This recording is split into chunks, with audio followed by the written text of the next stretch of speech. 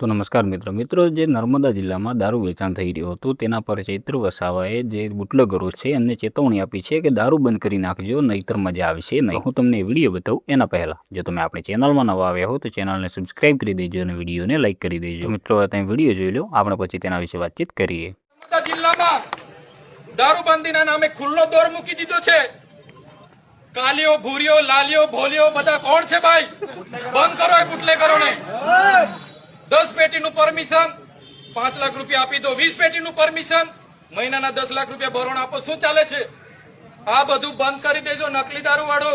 અને એક દિવસે યાદ રાખજો, બંધ નહીં કરશો જનતા રેડ થશે અને તે દિવસે. તો મિત્રો તમે વિડીયો તો જોઈ લીધો હશે. તેમાં ચૈતરભાઈ વસાવા એવું કહી રહ્યા છે કે આપણે દારૂબંધી છે છતાંય દારૂ વેચાઈ રહ્યો છે, એટલા માટે મારે બુટલેગરોને એવું કરવું છે કે તમે આજે 5 લાખ રૂપિયા આપી દો અને 5 પેટી રાખો દારૂ, 10 પેટી દારૂ લઈ જાઓ અને મહિને 10 લાખ રૂપિયા આપી દો અને 20 પેટી લઈ જાઓ. આ બધું બંધ કરી નાખજો, નહીતર મજા આવશે નહીં. ગમે ત્યારે કુબા ઉપડી જ જવાના છે, કેમ કે જ્યાં જનતાએ રેડ પાડી છે ત્યાં સામેવાળાનું કશું પણ રહેવા દીધું નથી. એટલે જો તમે આ બધું કરવાનું બંધ નહીં કરી નાખો ત્યારે જનતા રેડ કરવાની છે. મિત્રો તમે વિડીયો તો જોયો જ છે. એમાં ચૈતરભાઈ વસાવા આજ તો લાલ ગુમ થઈ ગયા છે, એમ કે મોરોની સ્થિતિમાં આવી જાય એમ છે, કેમ કે જો દારૂ વેચાશે ત્યાં સુધી ચૈતરભાઈ વસાવા શાંત બેઠશે નહીં. અને આપણા ધારાસભ્ય ચૈતરભાઈ વસાવા બીજા ધારાસભ્યો જેવા નથી. અને ચૈતરભાઈ વસાવા જ્યાં લોકોને જરૂર પડે ત્યાં ચૈતરભાઈ વસાવા હાજર રહે છે. અને અત્યારે જો દારૂબંધીની વાત આવી કે જે દારૂ વેચાઈ રહ્યો છે ત્યારે પણ ચૈતરભાઈ વસાવા સામે ઉભા રહે છે, કેમ કે અમુક ટકા લોકો તો વાતચીત પણ નથી કરતા, કેમ કે હપ્તા ચાલતા હોય. શું કામ એ દારૂબંધીની વાત કરે? મહિને 15 દિવસે કે પછી 2 મહિનાએ આપણા હાથમાં જો નોટો આવતી હોય તો આપણે શું કામ નામ લઈએ? એવું વિચારવા વાળા પણ ઘણા પોલીસ કર્મચારીઓ અને ઘણા